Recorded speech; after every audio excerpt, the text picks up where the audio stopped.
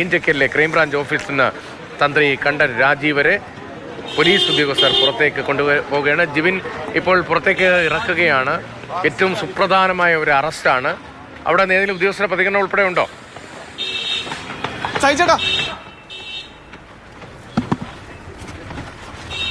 രതീഷ്, ഇവിടെ നിന്ന് ഇപ്പോൾ പ്രതികരണം ഒന്നും തന്നെ ലഭ്യമാക്കിയിട്ടില്ല. ഇഞ്ചക്കലിലെ ഓഫീസിൽ നിന്ന് തന്ത്രിയെ പുറത്തേക്ക് ഇറക്കിയിട്ടുണ്ട്. ഇവിടെ നിന്ന് പോകുന്നത് ഈ വഴി അനുസരിച്ച് നമുക്ക് ജനറൽ ആശുപത്രിയിലേക്കാണ് അദ്ദേഹത്തെ കൊണ്ടുപോകുന്നതെന്നാണ് നമുക്ക് മനസ്സിലാക്കാൻ സാധിക്കുന്നത്. ഇവിടെ നിന്ന് ഈ ചാക്ക ഭാഗത്തേക്കുള്ള റോഡിലേക്കാണ് തന്ത്രിയെ കൊണ്ടുള്ള വാഹനം, പ്രത്യേക അന്വേഷണ സംഘത്തിന്റെ വാഹനം ഇപ്പോൾ പോയിക്കൊണ്ടിരിക്കുന്നത്. ഇവിടെ നിന്ന് നേരെ ജനറൽ ആശുപത്രിയിലേക്കും അവിടെ നിന്ന്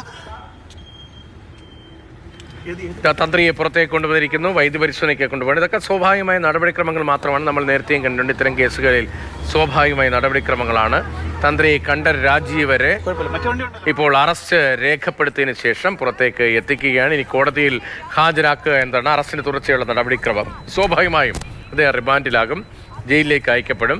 അതിന് മുന്നോടിയായുള്ള വൈദ്യപരിശോധനയ്ക്കായി അദ്ദേഹത്തെ ക്രൈംബ്രാഞ്ചിന്റെ തിരുവനന്തപുരത്ത് തലസ്ഥാനത്തെ ഈഞ്ചക്കലിലെ ഓഫീസിൽ നിന്ന് ഇപ്പോൾ പുറത്തേക്ക് കൊണ്ടുപോവുകയാണ്. ആ ദൃശ്യങ്ങളാണ് ഇപ്പോൾ മാതൃഭൂമി ന്യൂസിലൂടെ പ്രേക്ഷകർ കാണുന്നത്. ജനറൽ ആശുപത്രിയിൽ വെച്ചാകും ഈ വൈദ്യപരിശോധന നടക്കുക എന്ന നിലയാണ് ഇപ്പോൾ വരുന്ന വിവരങ്ങൾ. അതൊക്കെ സാങ്കേതികമായ ചില കാര്യങ്ങൾ മാത്രമാണ്. അമൽ തേനമ്പറമ്പിൽ കൂടി നമുക്ക് പോകേണ്ട. അമൽ, ഇപ്പോൾ ജനറൽ ആശുപത്രിയിലേക്ക് തന്ത്രിയെ കൊണ്ടുവരികയാണ്. വളരെ പ്രധാനപ്പെട്ട സുപ്രധാനമായ അറസ്റ്റാണ് ഈ കേസുമായി ബന്ധപ്പെട്ടുണ്ടായിരിക്കുന്നത്. ഇനിയുള്ള നടപടിക്രമങ്ങൾ അത് എപ്പോഴത്തേക്കും പൂർത്തിയാകും?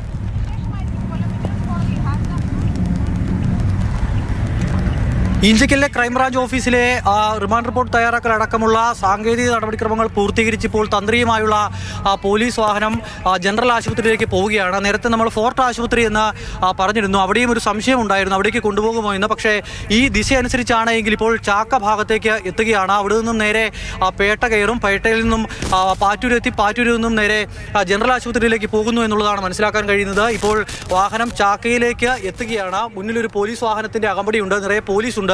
സുരക്ഷ കൃത്യമായി തന്നെ ഒരുക്കിയിരിക്കുന്നു. അതിന് പിന്നിലുള്ള രണ്ടാമത്തെ വാഹനത്തിലാണ് തന്ത്രിയുള്ളത്. തന്ത്രിയുമായുള്ള വാഹനം ഇപ്പോൾ ഈ ചാക്കയിലേക്ക് ഇറങ്ങുകയാണ്. ജനറൽ ആശുപത്രിയിൽ എത്തിയാൽ തന്നെ അവിടെ അധികം നടപടിക്രമങ്ങൾ അധികം വൈകാനുള്ള സാധ്യത കാണുന്നില്ല. നേരത്തെ തന്നെ ആശുപത്രിക്ക് അറിയിപ്പ് നൽകിയിരുന്നു ഇത് വേഗത്തിൽ പൂർത്തീകരിക്കണം എന്നുള്ളത്.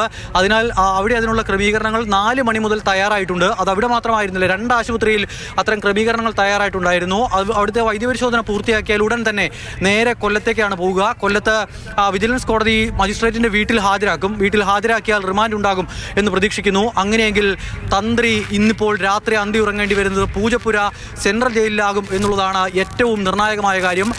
ഈ കേസുമായി ബന്ധപ്പെട്ട പലരുടെ അറസ്റ്റ് ഉണ്ടായെങ്കിലും ശബരിമലയുടെ വിശ്വാസത്തെ സംബന്ധിക്കുന്ന അല്ലെങ്കിൽ വിശ്വാസത്തോടൊപ്പം നിൽക്കുന്ന ശബരിമലയുടെ അയ്യപ്പൻ്റെ സ്വത്തിനും അയ്യപ്പൻ്റെ പൈതൃകത്തിനും കാവലായി നിയോഗിക്കപ്പെട്ടിരിക്കുന്ന ഒരാൾ ഇന്ന് രാത്രി പൂജപ്പുര സെൻട്രൽ ജയിലിലേക്ക് പോകേണ്ടി വരിക എന്ന് പറയുന്നത് വളരെ പ്രധാനപ്പെട്ട ഒരു വിഷയം തന്നെയാണ്. ഈ കേസുമായി ബന്ധപ്പെട്ട് ഇന്നത്തെ ദിവസം അടയാളപ്പെടുത്തുകയാണ്. ഇപ്പോൾ ചാക്കയിലേക്ക് പോലീസ് വാഹനം എത്തിയിട്ടുണ്ട്. ഏറ്റവും മുന്നിലെ വാഹനം ചാക്കയിലെ പ്രധാന റോഡിലേക്ക് കടക്കുന്നു. ഇനിയിപ്പോൾ ഇവിടെ നിന്നും നേരെ പേട്ട കഴിഞ്ഞാൽ പാറ്റൂര് കഴിഞ്ഞാൽ നേരെ ജനറൽ ആശുപത്രിയാണ്. ഒരു 3-4 മിനിറ്റിനുള്ളിൽ അവിടേക്ക് എത്തും എന്നുള്ളതാണ് നമ്മൾ പ്രതീക്ഷിക്കുന്നത്. നമുക്ക് തൊട്ട് മുന്നിൽ കാണുന്ന KL 01 CW 8556 എന്ന് പറയുന്ന വാഹനത്തിലാണ് തന്ത്രിയുള്ളത്. അതിന് മുന്നിൽ മറ്റൊരു പോലീസ് വാഹനം കൂടിയുണ്ട്. അങ്ങനെ തന്ത്രിയുമായുള്ള വാഹനം ഇപ്പോൾ മുന്നോട്ട് പോകുന്നത് നമുക്ക് കാണാൻ കഴിയുന്നുണ്ട്. ഇപ്പോൾ പേട്ടയിലേക്ക് എത്തുകയാണ് വാഹനം.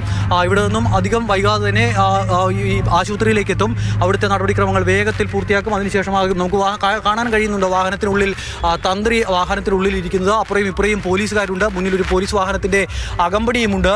എന്തായാലും വാഹനം ഇപ്പോൾ അധികം വൈകാതെ ആശുപത്രിയിലേക്ക് എത്തുമെന്നാണ് പ്രതീക്ഷിക്കുന്നത്. രതീഷ്, സ്വാഭാവികമായ നടപടിക്രമമാണ്. അറസ്റ്റ് രേഖപ്പെടുത്തിയിരിക്കുന്നു.